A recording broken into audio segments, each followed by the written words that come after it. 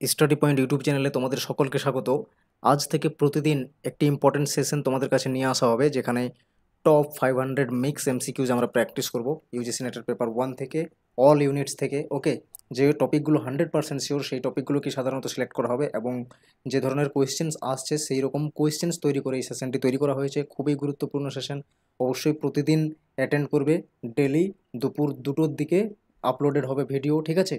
চ্যানেলটি অবশ্যই সাবস্ক্রাইব করে রাখো এবং জুড়ে থাকো এই ধরনের ইম্পর্টেন্ট সেশন পাওয়ার জন্য। চলো ক্লাসটি শুরু করছি আজকের, ঠিক আছে? দেখো, কোয়েশ্চেন নম্বর 1 বলা হয়েছে, which of the following is an expert database and national research network an initiative of INFLIBNET centre. এক্সপার্টসদের ডেটাবেস এবং ন্যাশনাল রিসার্চ নেটওয়ার্ক হিসাবে কাজ করছে এই চারটের মধ্যে কোনটি? আর এটা হবে ইনফ্লিপনেট সেন্টারের ইনিশিয়েটিভ। ইনফ্লিপনেট সেন্টার অবশ্যই রয়েছে মিনিস্ট্রি অফ এডুকেশনের আন্ডারে, আর মিনিস্ট্রি অফ এডুকেশনের আন্ডারে এক ধরনের মিশন রয়েছে যা হলো national mission on education through ICT. এর আন্ডারে অনেকগুলো ইনিশিয়েটিভ নেওয়া হয়েছে যেগুলোকে আমরা ডিজিটাল ইনিশিয়েটিভে পড়ি, তাই না? তাহলে এই ডিজিটাল ইনিশিয়েটিভের যতগুলো ডিজিটাল ইনিশিয়েটিভ রয়েছে 15-16টি রয়েছে, ঠিক আছে? যেগুলো ডিটেলসে পড়বে, এখান থেকে কিন্তু ফ্রিকোয়েন্টলি কোয়েশ্চেন্স আসছে। তাহলে এর কারেক্ট অ্যান্সার হয়ে যাবে ই বিদ্বান, ঠিক আছে? ই বিদ্বান হয়ে কারেক্ট অ্যান্সার, যেখানে এক্সপার্টস ডেটাবেস এবং ন্যাশনাল রিসার্চ নেটওয়ার্ক হিসাবে কাজ করে। ওকে, বাকি যে অপশানে রয়েছে ন্যাশনাল ডিজিটাল লাইব্রেরি, ই জ্ঞান কোষ, গ্রিড গারুডা, ঠিক আছে? বাকিগুলো আমরা দেখে নেব, চলো। ই বিদ্বান রিলেটেড, ওকে, প্রথমে ই বিদ্বান রয়েছে, তারপরে ন্যাশনাল ডিজিটাল লাইব্রেরি রয়েছে, এরপর বাকি অপশানগুলো সবগুলো রয়েছে। ই বিদ্বান কি দেখে নাও ভালো করে। এটা হচ্ছে এক্সপার্ট ডেটাবেস এবং ন্যাশনাল রিসার্চার নেটওয়ার্ক। ওকে, তাহলে ন্যাশনাল রিসার্চার নেটওয়ার্ক মানে কি? আমাদের দেশে যারা রিসার্চের কাজের সঙ্গে জড়িত তাদের নিয়ে একটা নেটওয়ার্ক, অবশ্যই তাদের এখানে ডেটাবেস রয়েছে, তাদের প্রোফাইল ডিটেলস আছে। যদি কোনো রিসার্চার তার রিলেভেন্ট বা তার সেম ফিল্ড রিলেটেড তিনি খুঁজতে চান যে ভালো কাজ করছে এরকম কারা রয়েছেন, তাহলে তাদেরকে এই প্ল্যাটফর্ম থেকে খুঁজে পেতে পারবে। ওকে, this database provide information about researcher scientist and the collaboration of experts for peer review. ওকে, আর যারা রিসার্চার বা ফ্যাকাল্টি মেম্বার্স রয়েছেন তারা কোলাবোরেশন করতে পারবেন এবং পির রিভিউ তারা করে থাকতে পারবেন। ওকে, আর তার ফলে কী হবে? রিসার্চের কোয়ালিটি বাড়বে। এটাই তো বলা হয়েছে, enhances the quality of research in the country. এভাবে এই বিদ্বান কাজ করে। নেক্সট দেখো, national digital library related. The national mission on education through information and communication technology is an initiative by the Indian government for enhancing quality of education. তাহলে আমাদের Indian গভর্নমেন্টের ministry of এডুকেশনের একটা মিশন হচ্ছে national mission on education through ICT, NMEICT। এটার ফুল ফর্মও জিজ্ঞেস করে কখনো কখনো, মনে রাখবে। এর আন্ডারে ন্যাশনাল ডিজিটাল লাইব্রেরি রয়েছে। ওয়ান অফ দ্য কি component of this mission is the national digital library. Okay, which is a web-based platform that provides the access to a vast collection of the digital resources, যে কিনা vast digital resources provide করে, books, journals. ওকে, যত books হয়, ঠিক আছে, সেগুলো হচ্ছে এখানে স্টোর রয়েছে। এরপর দেখো next, Gyankosh. Gyankosh is design to support distance education and open learning, which are the primary objectives of IGNOU. ইগনোর যে প্রাইমারি অবজেক্টিভস, ডিস্টেন্স লার্নিং এবং ডিস্টেন্স এডুকেশন, এগুলোকে বা ওপেন লার্নিং প্রমোট করা। তো এটাকেই অ্যাকচুয়ালি সাপোর্ট করে থাকছে ই জ্ঞানকোষ। এটাও ডিজিটাল ইনিশিয়েটিভের মধ্যে আসে। This platform offer a vast collection of resources covering various discipline including science, technology, social science, humanities and management। এই সমস্ত সায়েন্সগুলো রিলেটেড বিভিন্ন রিসোর্সেস প্রোভাইড করে থাকে। নেক্সট দেখো, grid Garuda is an high performing computing infrastructure developed by the Indian government's national informatics centre, NIC।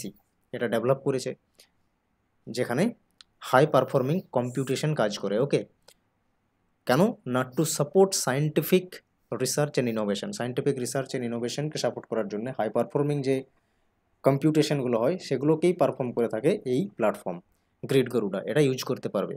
ওকে, যারা research এবং ইনোভেশনের সাথে যুক্ত, সাইন্টিফিক। ওকে, এরপর দেখো it consist a network for super computers and high speed data communication system. এটা super computer এবং high speed data কমিউনিকেশনের সাথে যুক্ত থাকে, allowing researcher and academics to access vast computing resources and data analysis বা complex simulations থাকে এর সাথে, এগুলো পারফর্ম করতে পারবে সেরকম একটা প্ল্যাটফর্ম হচ্ছে গ্রেট গারুডা। ওকে, এরপর দেখো next question number 2, as per the square of opposition which of the following propositions are contradictories. Contradictories এখানে চারটের মধ্যে কোনগুলো রয়েছে। এই ধরনের কোয়েশ্চেন্স করার জন্য তোমাদেরকে এরকম একটা রেক্ট্যাঙ্গেল করে নিতে হবে। রেক্ট্যাঙ্গেল করার পরে এদিকে লিখবে হচ্ছে পজিটিভ প্রপোজিশনস আর এদিকে লিখবে হচ্ছে নেগেটিভ প্রপোজিশনস। কন্ট্রাডিক্টরিজ সবসময় এই কর্নার বরাবর থাকে, এটা মনে করবে। তাহলে এ না হয় ও এর মধ্যে রয়েছে, না হয় ই আয়ের মধ্যে রয়েছে, ঠিক আছে। তাহলে এখানে দেখো অল বার্ডস আর অ্যাপস, যদি এটা এটা কি টাইপ, এ টাইপ প্রপোজিশন, আর তাহলে ও এর সাথে থাকবে, ও এর সাথে থাকা মানে ডি, এটা এটা হচ্ছে, তার মানে এ আর ডি। এ আর ডি কি কম্বিনেশন আছে? নেই, অপশনের মধ্যে নেই। এ আর ডি হলে হতো এ আর ও টাইপ রয়েছে ডিতে, তাহলে এই কোডটিকে আছে? নেই, তার মানে এটা দেওয়া নেই, এটা দেওয়া আছে। ই হচ্ছে বিতে রয়েছে, এটা ই টাইপ প্রপোজিশন, কারণ নো আছে, এটা অল ছিল বলে এ বলেছি, এখানে সাম নট আছে বলে এটা ও বলেছি, আর আয়েতে হচ্ছে অনলি সাম থাকবে, তার মানে এটা হচ্ছে দেখো কন্ট্রাডিক্টরিজ। ওকে, তাহলে কন্ট্রাডিক্টরিজ থাকছে হচ্ছে বি অ্যান্ড সি এর মধ্যে। বি অ্যান্ড সি আছে অপশানে, অপশান 3-এ আছে, তার মানে অপশান 3 কারেক্ট অ্যান্সার। এইভাবে এগুলো করতে হবে, ঠিক আছে। তাহলে এ এবং ই এর মধ্যে কি রিলেশন থাকে স্কোয়ার অফ অপোজিশনে? এটা হচ্ছে কন্ট্রারিজ। ওকে, কন্ট্রারিজ। আর এটা হবে সাব কন্ট্রারিজ, এখানে হবে সাব অল্টার্ন। ওকে, এটা হয়ে যাবে সাব অল্টার্ন, আর কর্নার বরাবর হবে কন্ট্রাডিক্টরিজ, ঠিক আছে। এটা মনে রাখবে, এখান থেকে প্রশ্ন এই ধরনেরই হয়, যেগুলো 100% শিওর টপিক সেখান থেকেই কিন্তু কোয়েশ্চেন্সগুলো পিক করা হচ্ছে। ভ্যারি ইম্পর্ট্যান্ট সেশন, অবশ্যই লাস্ট অব দি ভিডিওটা দেখো এবং কোয়েশ্চেন্স জেনে নাও। সাথে সাথে কোয়েশ্চেন জানার থেকেও বড় কথা হচ্ছে এখানে টপিকগুলো বুঝতে পারবে যে কোন কোন টপিক তোমাকে রিভিশন করতে হবে ভালোভাবে বা পড়তে হবে ভালো করে নেক্সট এক্সামের জন্য। নেক্সট দেখো কোয়েশ্চেন নাম্বার 3, ক্যাচ মেমোরি আছে। ক্যাচ মেমোরিকে কি বলবে তুমি? এখানে লিস্ট 2 এর সাথে ম্যাচ করতে হবে। তো ক্যাচ মেমোরি হচ্ছে হাই স্পিড মেমোরি, তাই না? হচ্ছে 3 ম্যাচ করছে এর সঙ্গে 3 রয়েছে একটাই অপশানে, তাই না? বাকি অপশানে তো আর নেই। তাহলে ম্যান মেমোরি কি হবে? ম্যান মেমোরি হবে র্যাম। র্যাম রোম এগুলোই তো ম্যান মেমোরি হয়, তাহলে এখানে র্যামের কথা আছে, ইন্টিগ্রেটেড সার্কিট ডি রোম ব্রেকেটে রয়েছে, তার মানে এটা হয়ে যাবে একের সাথে ম্যাচ রয়েছে এক। হার্ড ডিস্ক হয়ে যাবে হচ্ছে 4, ম্যাগনেটিক সারফেস। ওকে, এটা চলে আসবে। আর সিডি রোম হচ্ছে laser disc. Option number 1 correct answer হবে এখানে। নেক্সট দেখো question number 4, which of the following statements are logically equivalent to the statement all rectangles are polygon. দেখো এই লজিক্যালি ইকুইভ্যালেন্সের কোয়েশ্চেন্স কিন্তু খুবই ইম্পর্টেন্ট, ভালো করে তৈরি করবে। যদি না এখনও বুঝতে পারো যে কীভাবে এই কোয়েশ্চেন্সগুলো হয়, তাহলে স্টাডি পয়েন্টের ইউটিউব চ্যানেলের হোম পেজে যাবে, সেখানে প্লেলিস্ট রয়েছে এবং লজিক্যাল রিজনিং বলে যে প্লেলিস্ট আছে সেখানে গিয়ে দেখবে কনভার্সন, অবভার্সন, কন্ট্রাপোজিশন, এই 3টেই মেথড থাকে লজিক্যালি ইকুইভ্যালেন্ট করার। আর সেখানে এই ভিডিওটি দেওয়া রয়েছে, খুবই ভালোভাবে বুঝতে পারবে। অবশ্যই গিয়ে ভিডিওটি দেখো যদি না এই টপিকটা বুঝতে পেরে থাকো, ঠিক আছে। দেখো এরপর অল রেক্ট্যাঙ্গেলস আর পলিগনস, আগে এটা দেখো যে কি টাইপ অফ প্রপোজিশন। এটা হচ্ছে এ টাইপ, কারণ এখানে অল রয়েছে। অল থাকলে এ টাইপ প্রপোজিশন, অনলি যদি নো থাকে ই টাইপ প্রপোজিশন, সাম যদি দেখতে পাও পজিটিভ সেন্স আই টাইপ, আর সাম প্লাস নট যদি দেখতে পাও তখন বলবে ও টাইপ। ওকে, তাহলে এটা এ টাইপের প্রপোজিশন রয়েছে কোয়েশ্চেন্সে দেওয়া। ওকে, এখন লজিক্যালি ইকুইভ্যালেন্ট করার জন্য কনভার্সন হয়, কনভার্সন, অবভার্সন আর কন্ট্রাপোজিশন, তাই না? কন্ট্রাপোজিশন, তাহলে এগুলোর রুল কি তোমাকে আগে জেনে নিতে হবে। দেখো কনভার্সনের রুল হচ্ছে সাবজেক্ট অ্যান্ড প্রেডিকেট টার্ম পুরো এক্সচেঞ্জ হয়ে যায়, আর অবভার্সনের সাবজেক্ট ফিক্স থাকে, প্রেডিকেট এখানে কমপ্লিমেন্টারি হয়, তার মানে সামনে যে কোনো প্রেডিকেট টার্মের আগে নন শব্দটা লাগবে, ঠিক আছে। আর এখানে সাবজেক্ট অ্যান্ড প্রেডিকেট পুরো চেঞ্জ হবে, তার সাথে সাথে কমপ্লিমেন্টারি টার্ম আসে, ঠিক আছে। তার মানে নন পি আসবে এখানে, আর নন এস হবে এখানে, মানে সাবজেক্টের নন এস মানে কমপ্লিমেন্টারি টার্ম হয়ে প্রেডিকেট হবে। এটা তো ফার্স্ট রুল গেল। এটা দেখেও বুঝতে পারবে যদি সাবজেক্ট অ্যান্ড প্রেডিকেট দুটোর আগেই যদি নন নন থাকে তখন সেটা সাধারণত বুঝতে পারবে। এটা প্রাইমারি একটা দেখেও বুঝতে পারা, ঠিক আছে। আর টোটাল 4টা প্রপোজিশন আছে, 4টা প্রপোজিশনের মধ্যে কার কোন প্রপোজিশনের সাথে এই কনভার্সন, অবভার্সন, কন্ট্রাপোজিশন হয় এগুলো কিন্তু জানতে হবে সাথে সাথে। তাহলে আগে এটার থেকে আমি যদি দেখার চেষ্টা করি, এ টাইপের যদি কনভার্সন হয় তাহলে কনভার্সনের দুটোই চেঞ্জ থাকবে। চেঞ্জটা আগে দেখো। তাহলে পলিগন এটা হচ্ছে প্রেডিকেট আর এটা হচ্ছে সাবজেক্ট, তাই না। রেক্ট্যাঙ্গেলস হচ্ছে সাবজেক্ট। এগুলো দেখো তো চেঞ্জ আছে নাকি? না, চেঞ্জ কিন্তু নেই, ঠিক আছে। চেঞ্জ যদি না থাকে তার মানে কনভার্সন হয়নি, এরকম বুঝবে। অবভার্সনের ক্ষেত্রে সাবজেক্ট ফিক্স থাকবে না, রেক্ট্যাঙ্গেল রেক্ট্যাঙ্গেলই থাকবে। দেখো রেক্ট্যাঙ্গেল আছে এখানে, কিন্তু এখানে কি বলেছি প্রেডিকেট টার্মের কমপ্লিমেন্টারি হবে মানে আগে নন আসবে, এখানে কিন্তু নন নেই, তার মানে এটা হচ্ছে না, ঠিক আছে। কেন হচ্ছে না? কারণ কনভার্সন নেই এখানে, অবভার্সনও রুল কাজ করছে না, তার মানে অপশন 1 অ্যান্সার আসবে না। আর কন্ট্রাপোজিশন হতে গেলে বোথ সাইড নন থাকতে হবে। এরপর দেখো নো রেক্ট্যাঙ্গেলস আর পলিগন। এখন এখানে বলেছে রেক্ট্যাঙ্গেল রেক্ট্যাঙ্গেল, সাবজেক্ট সাবজেক্টই রয়েছে, দেখো সাবজেক্ট ফিক্স রইলো। এরপর এখানে পলিগনের আগে কিন্তু ননও এসেছে, তার মানে কি কমপ্লিমেন্টারিও হলো, তার মানে অবভার্সনই হয়েছে। এরপর অবভার্সন হয়েছে এটা তো ফিক্স বুঝতে পারলে এই পজিশনটা দেখে। এখন কোন প্রপোজিশনে অবভার্সন হয়? অবভার্সনের ক্ষেত্রে এ টাইপ প্রপোজিশন ই টাইপে হবে অবভার্সন, ই টাইপ প্রপোজিশন এ টাইপে হবে আই টাইপ, ও টাইপে অবভার্সন হয় ও টাইপ, আই টাইপে হচ্ছে অবভার্সন হয়। 4টে প্রপোজিশনেরই অবভার্সন হয়, ঠিক আছে। এটা কিন্তু মনে রেখে দেবে, এইভাবে হবে। কনভার্সনের ক্ষেত্রে কি হয়? এ টাইপ আই টাইপে হয়, ই টাইপেই হয় কনভার্সন, ওকে। আর আই টাইপে কনভার্সন হয়, আর ও টাইপের কিন্তু কনভার্সন পসিবল হয় না। কন্ট্রাপোজিশনের ক্ষেত্রে যদি বলো এ টাইপের এ টাইপে, ঠিক আছে, এ টাইপের হয়ে যায় এখানে এ টাইপ, আর ই টাইপ হয় ও টাইপে বাই এক্সেপশন, ঠিক আছে। আর এদিকে হয়ে যাবে হচ্ছে আই টাইপের কন্ট্রাপোজিটিভ হয় না, এরপর ও টাইপের হচ্ছে ও টাইপে কন্ট্রাপোজিটিভ হয়, ওকে। এগুলো মনে রেখে দিতে হবে। এটা হচ্ছে কনভার্সনের ক্ষেত্রে, এটা অবভার্সনের ক্ষেত্রে, আর এটা কন্ট্রাপোজিটিভের ক্ষেত্রে, ঠিক আছে। এগুলো মনে রাখতে হবে কোন প্রপোজিশন হচ্ছে, আর এটা হচ্ছে জেনারেল যে রুল, এটা দেখে বুঝতে পারবে, এটা দেখে সাধারণত বুঝতে পারা যায়, ঠিক আছে। এইভাবে তাহলে আমাদের কোয়েশ্চেনের অ্যান্সার হয়ে যাবে অপশান নাম্বার 2, কারণ এখানে অবভার্সন করা আছে। বাকি দেখো এখানে নন নন ইউজ তো আছে, কিন্তু সাবজেক্ট অ্যান্ড প্রেডিকেট চেঞ্জ নেই, রেক্ট্যাঙ্গেলের জায়গায় থাকলো, তাহলে আর কন্ট্রাপোজিটিভ হলো কি করে, ঠিক আছে। এখানে দেখো একটা জায়গায় শুধুমাত্র রয়েছে, অবভার্সনে তো নন থাকে আর কন্ট্রাপোজিটিভে নন থাকে। অবভার্সনের ক্ষেত্রে প্রেডিকেটের জায়গায় নন থাকতো, আর কন্ট্রাপোজিটিভে বোথ সাইডে থাকতো, সেই জন্য এই অ্যান্সারটা হচ্ছে না আর এটা হচ্ছে না। এইভাবে এটা অপশান হয়ে গেল 2 কারেক্ট। নেক্সট দেখো question number 5, function of language, আর এদিকে আছে examples. Directive functions, expressive functions, informative functions, performative functions, okay. কোনগুলো বুঝতে পারছো? ল্যাঙ্গুয়েজের ফাংশন। ইনফরমেটিভ ফাংশন মানে কি বুঝতে পারছো? ইনফরমেটিভ ফাংশনস মানে হচ্ছে যে কিছু ইনফরমেশন প্রোভাইড করছে সেখানে, তাই না। তাহলে সি দেখো ইনফরমেশন প্রোভাইড করছে মানে এখানে আসবে হচ্ছে new Delhi is the capital of India, এটাই তো ইনফরমেশন। তাহলে সি চলে আসবে 4-এর সাথে ম্যাচ, সি 4-এর সাথে ম্যাচ এখানে রয়েছে আর এখানে রয়েছে, তাহলে বাকি দুটো অপশান তো এলিমিনেট হয়ে গেল, তাই না। এরপর দেখো পারফরমেটিভ ফাংশন মানে কি? যখন স্পিকার নিজে কিছু পারফর্ম করবে তখন হবে সেটা পারফরমেটিভ ফাংশন। ভালো করে বোঝো।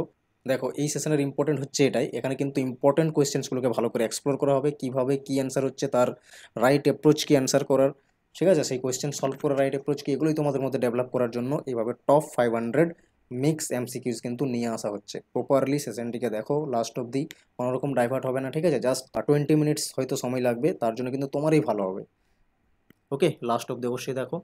তো ইনফরমেটিভ তো আমরা বুঝতে পারলাম, পারফরমেটিভ মানে বললাম যে স্পিকার নিজেই যখন কিছু পারফর্ম করবে তাহলে আই অ্যাপোলোজাইজ, ঠিক আছে?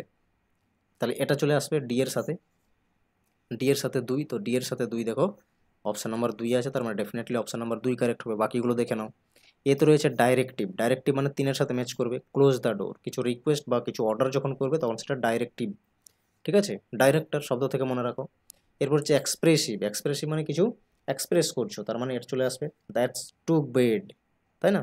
তাহলে ম্যাচ হয়ে গেল, অপশান নাম্বার 2 কারেক্ট। নেক্সট দেখো কোয়েশ্চেন নাম্বার 6, পির টু পির কমিউনিকেশন ইজ, পির টু পির কমিউনিকেশন বলতে কি বোঝায়? পির টু পির মানে সমজাতীয় কমিউনিকেশনকে বলা হচ্ছে, ঠিক আছে? সেম র্যাঙ্কের অ্যাকচুয়ালি। তো এটা চলে আসবে হরাইজন্টাল কমিউনিকেশনের মধ্যে। explanation দেখো, the term horizontal communication, sometimes known as lateral communication, good, refers to interaction between team, departments or individuals working at the same level within an organization. Okay, same লেভেলের কোন একটি নির্দিষ্ট অর্গানাইজেশন যেখানে same লেভেলের ব্যক্তি রয়েছেন, তারা ইন্টারাকশন করছেন, তখন সেই কমিউনিকেশনকে বলা হয় পির টু পির কমিউনিকেশন বা হরাইজন্টাল কমিউনিকেশন, ল্যাটারাল কমিউনিকেশন। মনে রেখে দেবে, ঠিক আছে?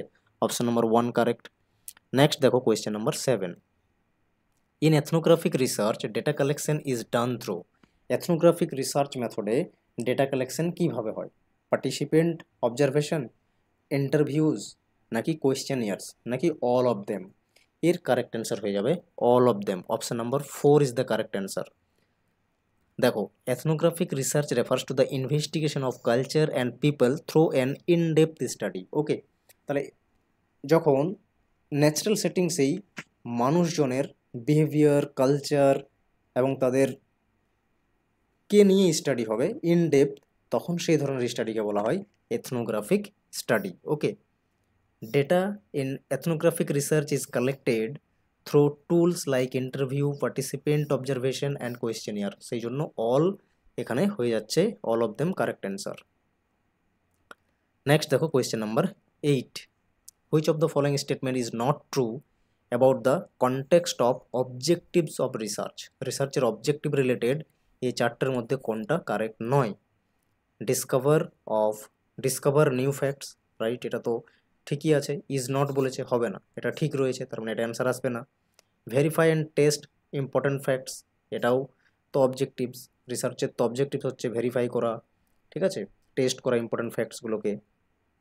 এখানে বলেছে find solution for scientific problems only, তাহলে বাকি 4 নম্বরে কি আছে? To identify cause and effect relationship, তো এটা তো রিসার্চের অবজেক্টিভ হয়, cause and effect relationship identify করা। এখানে আমাদের অ্যান্সার হবে অপশন নাম্বার 3, এটা হচ্ছে অবজেক্টিভ নয় যে শুধুমাত্র সায়েন্টিফিক প্রবলেমেরই সলিউশন খুঁজবে, তাই না? এক্সপ্লেনেশন দেখো এবং আরও ভালো করে বুঝে নাও।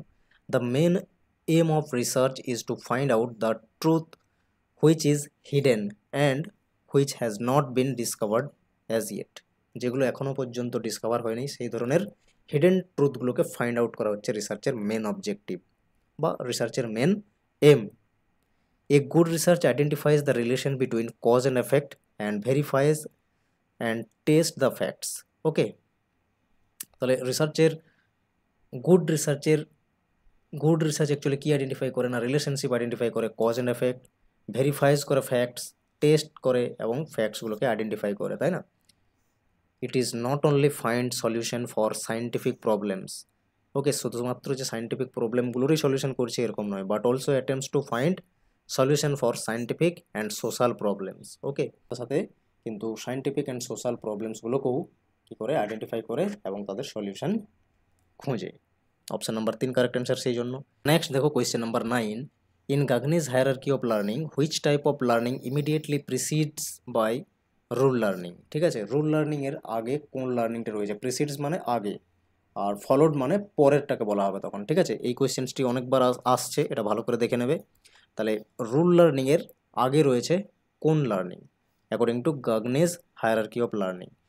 তো এটা চলে আসবে কনসেপ্ট লার্নিং। ওকে, রুল লার্নিংয়ের আগে কনসেপ্ট লার্নিং হবে তবে তো গিয়ে রুল লার্নিং হবে, আর রুল লার্নিংয়ের পরে প্রবলেম সলভিং লাস্টে গিয়ে যাচ্ছে এটা। তাহলে পুরো এই হায়ারার্কিটা একবার দেখে নাও, সিম্পল টু কমপ্লেক্স। এই হচ্ছে গাগনেজের লার্নিংয়ের হায়ারার্কিজ। এদিকে সিম্পল টু, এদিকে যত যাচ্ছে কমপ্লেক্স হচ্ছে। Signal learning, stimuli response learning, chain learning, ভালভার learning, discrimination learning, concept learning, rule learning, then আসছে প্রবলেম সলভিং। এগুলো পরপর স্টেপ ওয়াইজ মুখস্থ করে নেবে। ওকে, তাহলে এখানে যদি বলতো followed rule learning, immediately followed বলতো, যদি ইমিডিয়েটলি ফলোড রুল লার্নিং তখন কিন্তু প্রবলেম সলভিং হতো। প্রিসিডেড বললে এদিকে ডাউনেরটা হবে তখন, ঠিক আছে, কারণ সেই জন্য এখানে কনসেপ্ট লার্নিং অ্যান্সার হলো। বোঝা গেছে? দেখো next question number 10, which of the following teaching methods is or are contributive to direct learning? Direct লার্নিংকে কন্ট্রিবিউট করছে এরকম মেথডস কোনগুলো এখানে? তো ডাইরেক্ট লার্নিং মিনস হচ্ছে যেখানে কোনো মেডিয়েটর থাকছে না, ডাইরেক্ট স্টুডেন্টরা লার্ন করছে, that means learner centred approach যেগুলো হবে সেগুলোই ডাইরেক্ট লার্নিংয়ের মধ্যে আসবে। ওকে, দেখো কি কি হবে, টিম টিচিং অ্যান্ড লেকচারিং, তো এটা তো স্টুডেন্ট সেন্টার হলো না, টিচার সেন্টার হয়ে যাচ্ছে, তার মানে এটা ডাইরেক্ট লার্নিং আসবে না, ইনডাইরেক্ট লার্নিং, ঠিক আছে।